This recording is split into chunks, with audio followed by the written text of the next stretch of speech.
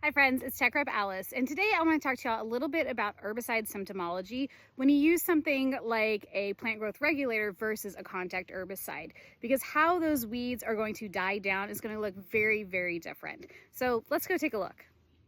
So here I have some research trial plots that I've sprayed recently. This one was sprayed with a plant growth regulator, and you can tell because we have this epinasty of the plants. They're getting twisted up, they're bending over. Now I did have glyphosate also in the tank. You can kind of tell with how much is starting to get crispy.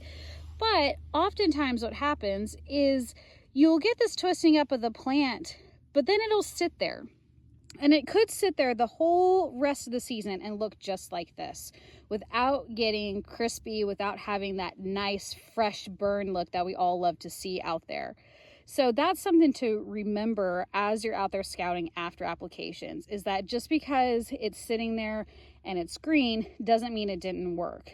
We definitely want to keep an eye on it, but what we're going to see later in the season is no continued growth, no seed heads, and that's going to be very, very important.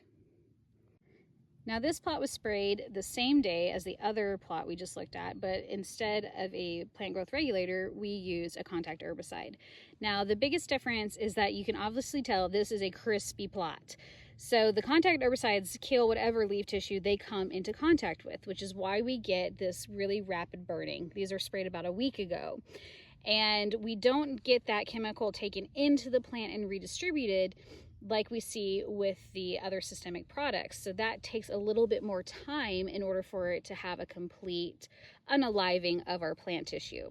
So when you're out there scouting, remember, when you use contact herbicides, you're going to see these crispy plants much quicker, as opposed to using a systemic, which is going to take a little bit longer, or you might not see them crisp up at all.